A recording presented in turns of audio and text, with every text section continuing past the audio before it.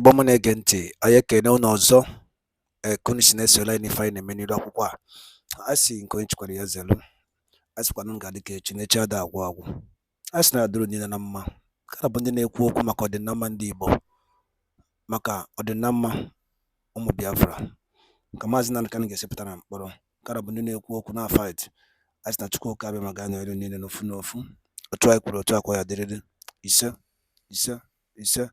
Anyị n'oge ugbu a eji gbapụ ya ọsọ, mana anyị kwado nkwa na anyị ga-ewetara unu ozi ọbụla na-ekwu okwu gbasara maka ife na-eme n'ala Igbo na ọdịda anyanwụ South East of Nigeria, na anyị ga na-ekwu n'okwu ife na-eme, ife ọbụla na-eme ebe ahụ, any information anyị ga na-adọrọpụrụ ya na Eastern News 24.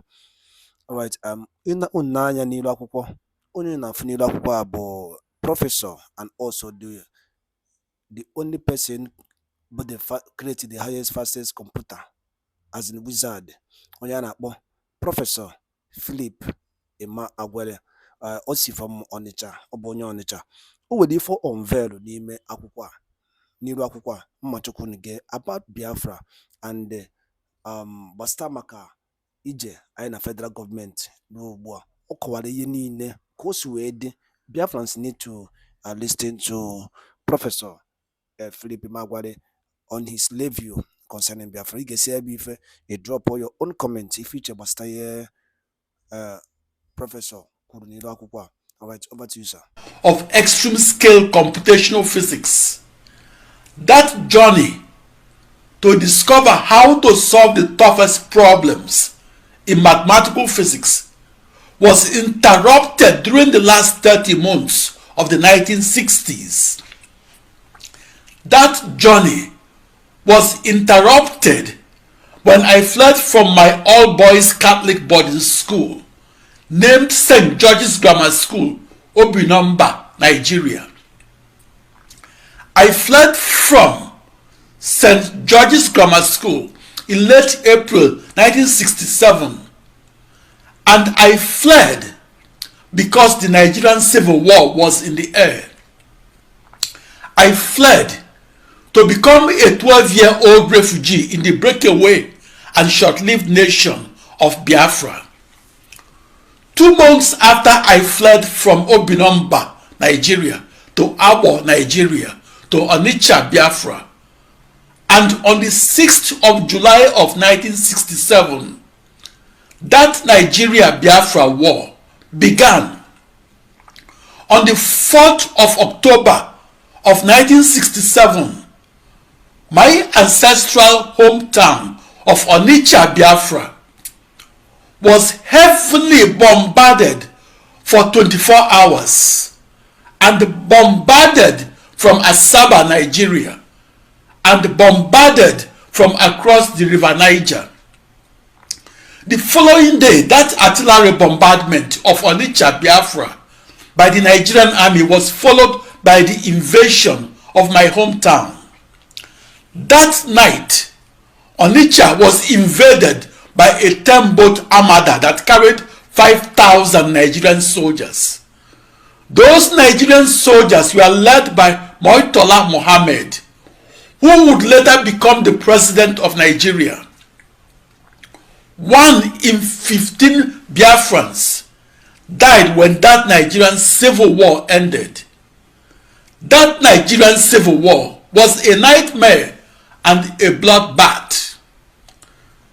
The Nigerian Civil War ended after 30 months of non-stop fighting, and on January 15, 1970, 1 million soldiers died at the war fronts of the Nigerian Civil War, and about 500,000 women and children died in Biafran refugee camps.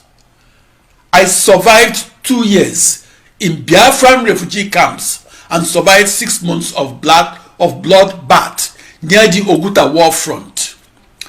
I survived a war that was described as Africa's bloodiest war. Biafra was located in the southeastern region of Nigeria, West Africa. My family of 7 children lived in 6 refugee camps within Biafra.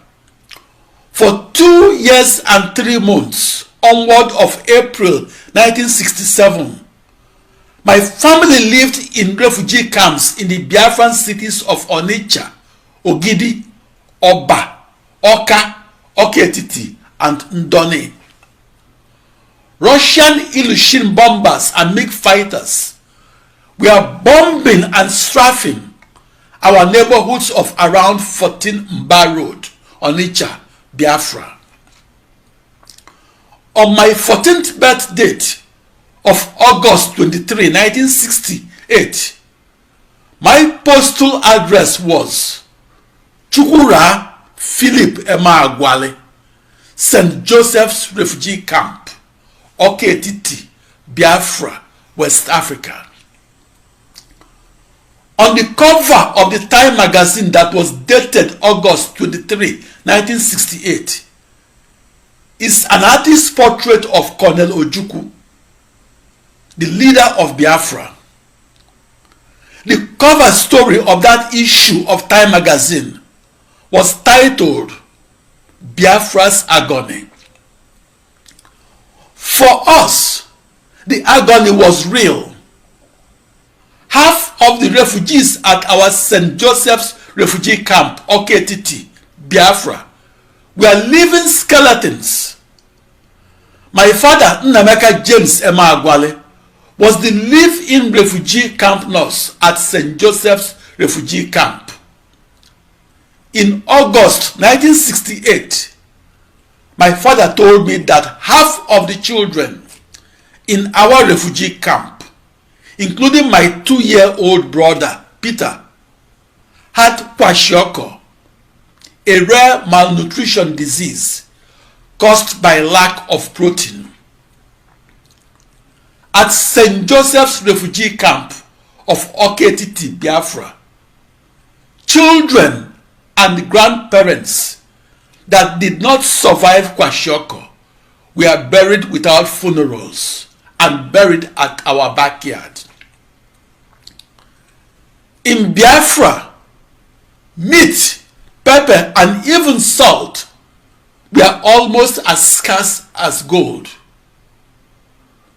3 charity organizations, the Red Cross, the Roman Catholic Relief Organization named Caritas, and the World Council of Churches, provided to our refugee camp corn meal, Norwegian dried stockfish named oporoko, and powdered milk. The relief foods were secretly flown into Yuli airstrip of Biafra. That 27-month refugee experience was the reason the United Nations has the portrait of Philip Emmeagwali along with the portraits of the likes of Albert Einstein in its gallery of refugees who made a difference. In July 1969, and at the banks of the River Niger at Ndone, Biafra, I was conscripted at gunpoint and conscripted as a 14-year-old soldier into a war that was on par with the American Civil War or the Spanish Civil War. Without any formal training as a soldier, I was marched at gunpoint to the Biafran side of the Oguta war front.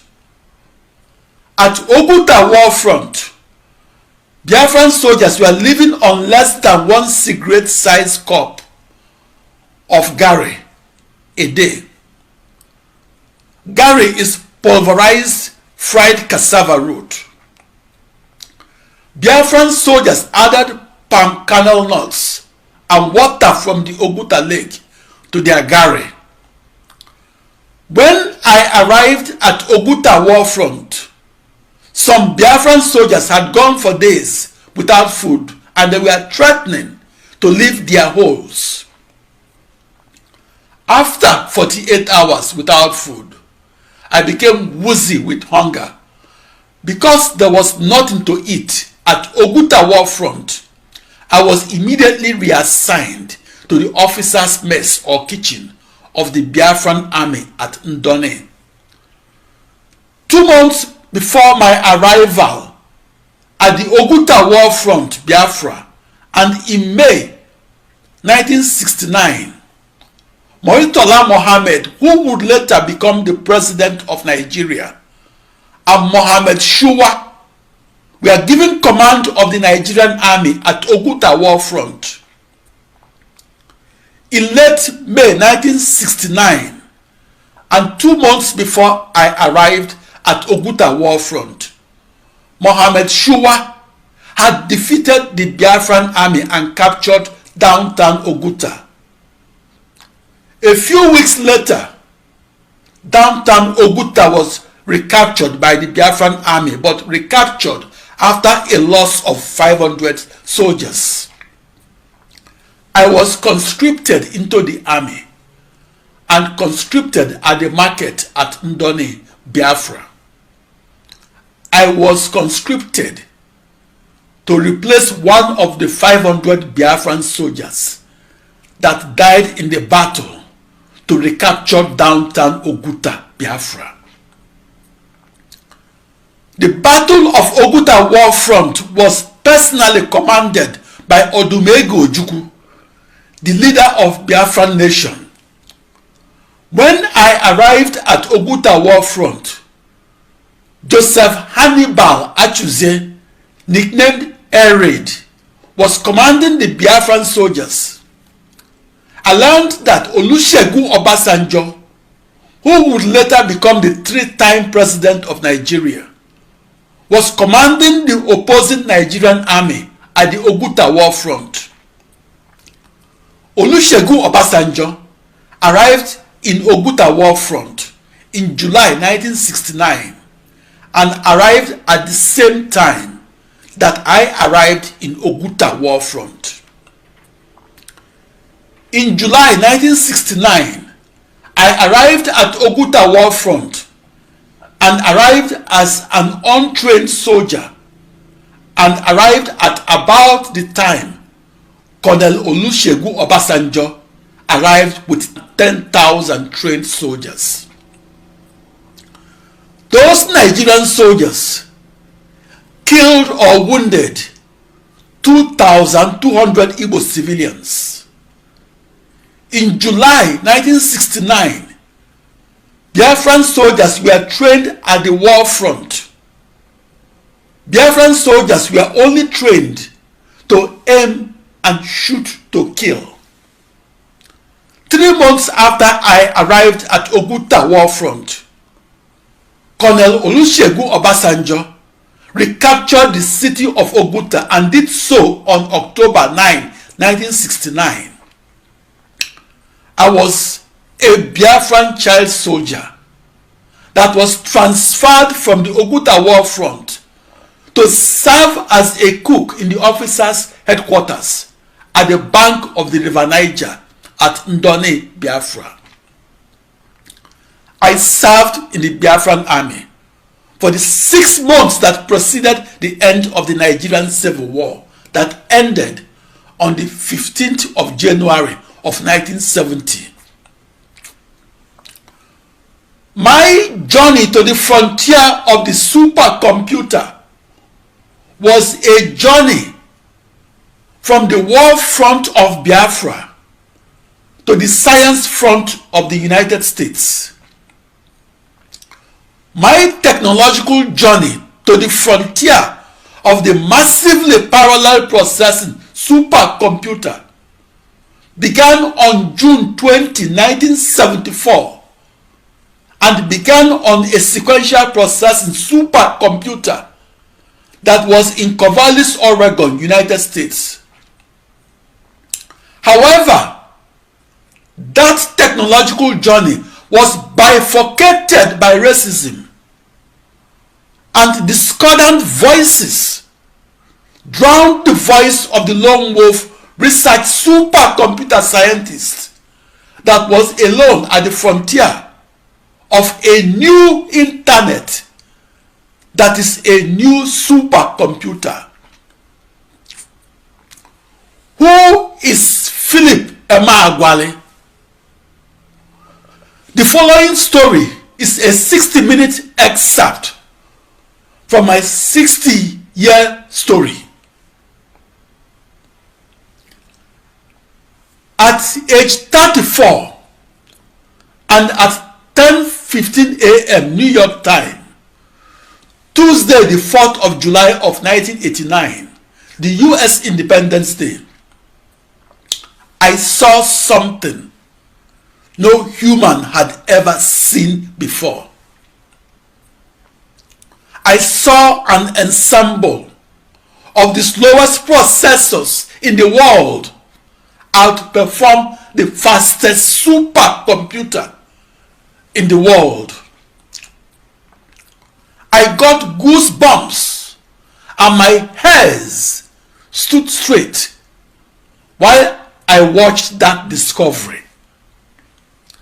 Seeing for the first time the slowest processors compute together to compute faster than the fastest supercomputer was the most amazing experience in my life.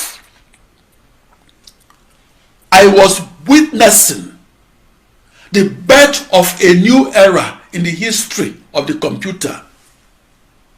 I was witnessing a paradigm shift in the supercomputer world.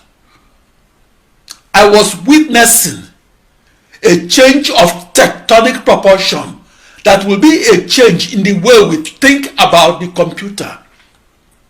I was witnessing the birth of a new computer that is powered by an ensemble of 100 commodity processors rather than computing with only one processor. I was witnessing the birth of a new supercomputer that is powered by a global network of 65,536 commodity off-the-shelf processors rather than supercomputing with only one customized vector processor. I was witnessing the birth of a new Internet of Tomorrow that could be powered by a global network of 1 trillion processors that emulates one seamless, cohesive supercomputer. I was gazing across the centuries. For me, Philip Emeagwali, the massively parallel processing supercomputer, was my supercomputing equivalence of a moonshot project. As a matter of fact, the fastest supercomputer cost as much as the spacecraft that took men to the moon. In supercomputing, the holy grail was to compute 1 billion times faster and to compute with as many commodity processors that compute together to solve extreme scale problems in computational physics. I began my quest for the fastest supercomputer on Thursday, June 20, 1974, at age 19 at 1800 Southwest Campus Way, Corvallis, Oregon, United States. 15 years later, I knew a thing or two about how and why parallel processing makes the computer faster and makes the supercomputer fastest. Today, my research interest has shifted to passing on my massively parallel processing supercomputer discoveries and inventions, and to passing them on to the next generation of quantum computer scientists. Back in 1974, no supercomputer scientist had any sense of how the massively parallel processing supercomputer could be used to solve the toughest problems in computational physics. And no supercomputer scientist understood what lies within the hood of a theorized massively parallel processing supercomputer of 1974. But today, the massively parallel processing supercomputer that was science fiction in 1974 is a reality that gave the petroleum industry the ability to extract more oil and gas from the Niger Delta oil fields of my country of birth, Nigeria.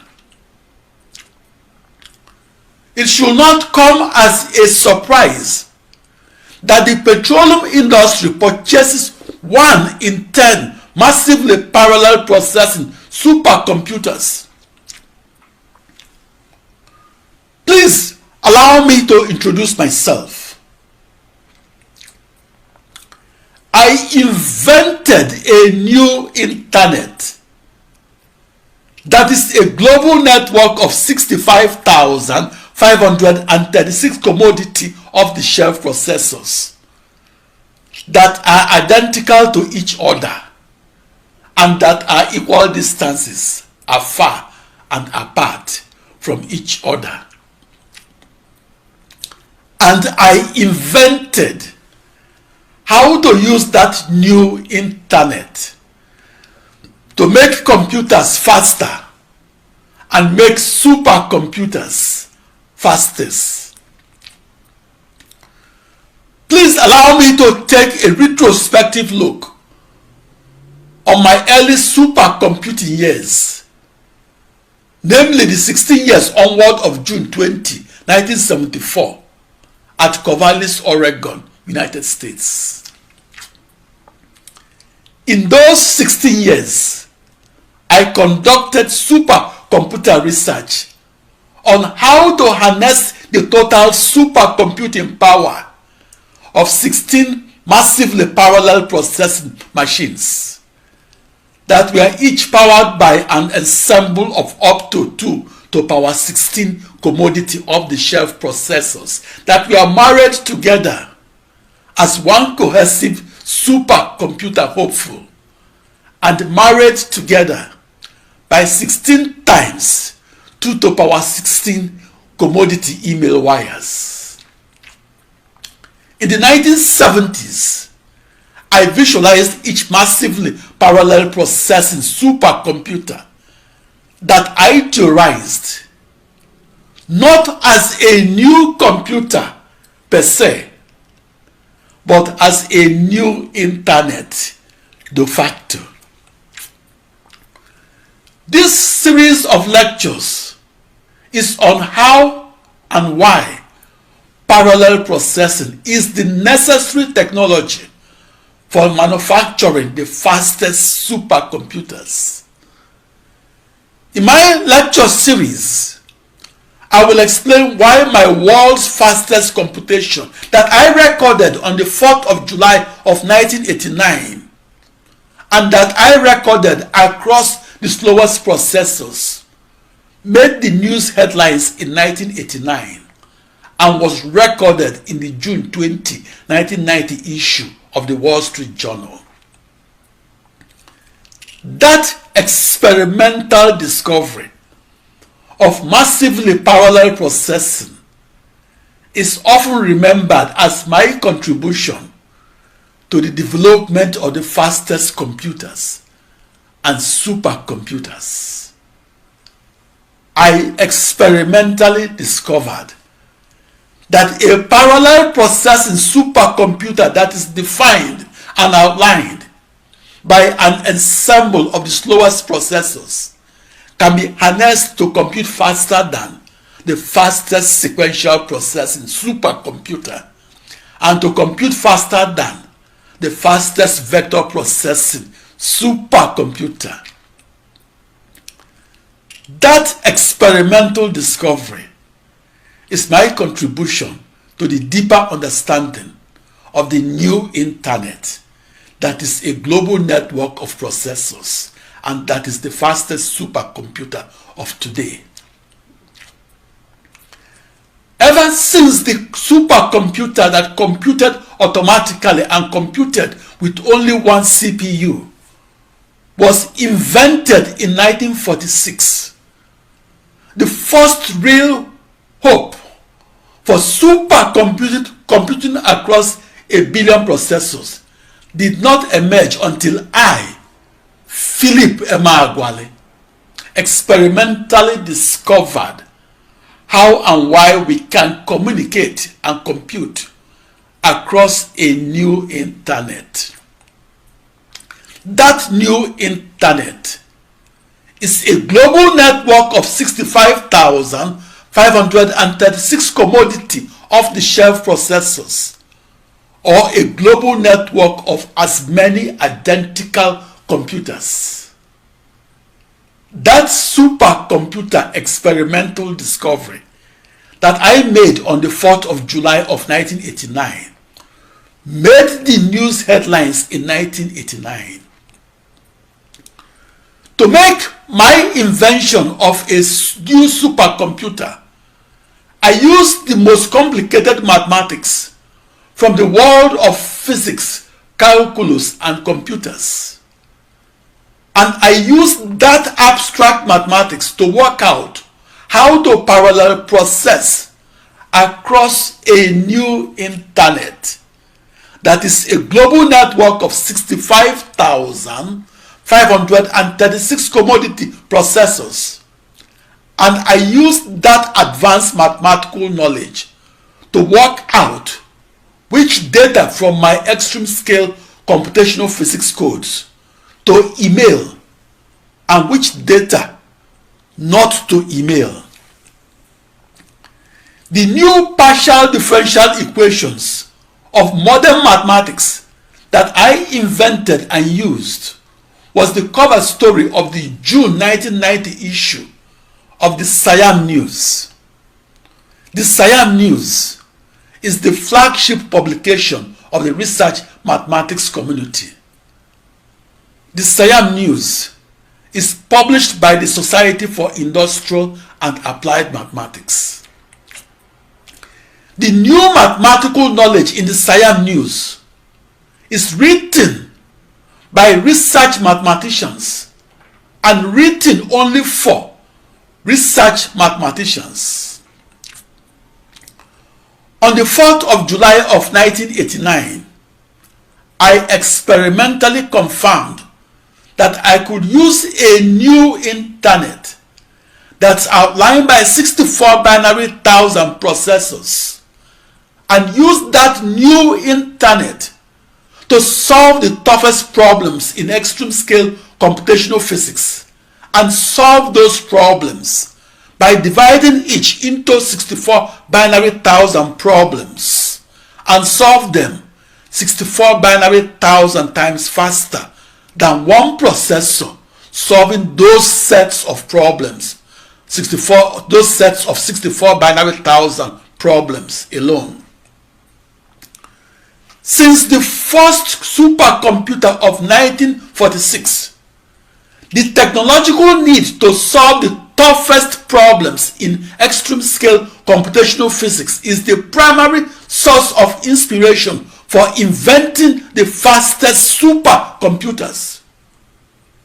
In 1989, 9 in 10 supercomputer cycles were consumed by extreme scale computational physicists who constructed computation-intensive global circulation models, or constructed highest resolution petroleum reservoir simulators, or coded the toughest problems in computational fluid dynamics.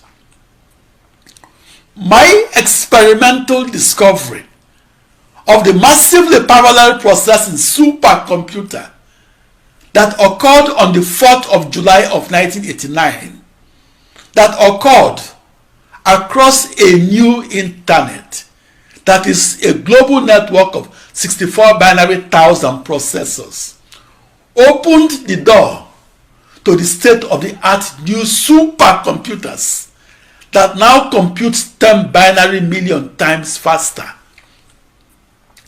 That new supercomputer, in turn, creates a new computer science. Before my discovery, or in the 1980s or earlier, the 1,000 fastest supercomputers in the world computed with only one processor. After my discovery, or after the 4th of July of 1989, the 1,000 fastest supercomputers in the world parallel processed and computed with thousands or millions of commodity off-the-shelf processors. The economic importance of my experimental discovery of the modern supercomputer can be concluded from the fact that the fastest supercomputer cost the budget of a small nation. The story of how I got to do such an expensive supercomputer experiment and do it alone is the subject of another lecture. The massively parallel processing supercomputer is the most important tool at the frontiers of knowledge of computational mathematics, computational physics, and computational medicine. The sequential processing supercomputer and the vector processing supercomputer opened the fields of computational mathematics, computational physics, and computational medicine. And the massively parallel processing supercomputer continues to push the boundaries of human knowledge and push it across extreme scale science, technology, engineering, and mathematics. Parallel processing is at the root of the modern computer. Parallel processing changed and redefined the supercomputer from being powered by only one isolated processor to being powered by an ensemble of millions of processors. Within the massively parallel processing supercomputer is a world of magic in which we can foresee previous. ebe ọma na-ege ntị daalụ nne n'ukwu si wee gee ya bụ ife ọ bụ na ife anyị na-eme na-adị unu mma kaba na alụ ka unu drop all like comment on the comment section below. Unu fụrụ na onye wetara unu ozi ya n'ire akwụkwọ bụ nwanne anyị nwoke na-achọ ya na bụrụkwa nna anyị ọ na-achọ ịnụ ọnụ ya na mgbe gara aga about his own view gbasara maka ife na-eme na Biafra land. Unu nụgasị ife ọ kọwasị ka ife na-esi wee dị ọnụrụ si mee gịnị si ya kọrọ nwanne ya. Thank you so much for joining us today at Eastern News 24. Ụmụnne m daalụ nne dịka ị ga-ya bụ ife ịma Prọfesọ Emeagwali kwuru n'ire akwụkwọ a kabarụ ka ị drop ọla anyị your own comment on the comment section below. Remember, onye akwa onye created the world fastest computer, as in computer wizard yawa. Igbo were ife, ndị Igbo were ife, my brother. Igbo were ife, mana mbọsị nta ka chọọ n'owele nchi. Daalụ ndị nne n'ụmụ Chineke. Ngwanụ, nọrọ n'ọfụma, ka emesịanụ. Also stay tuned, more news update is coming. Daalụ n'ụmụnne m.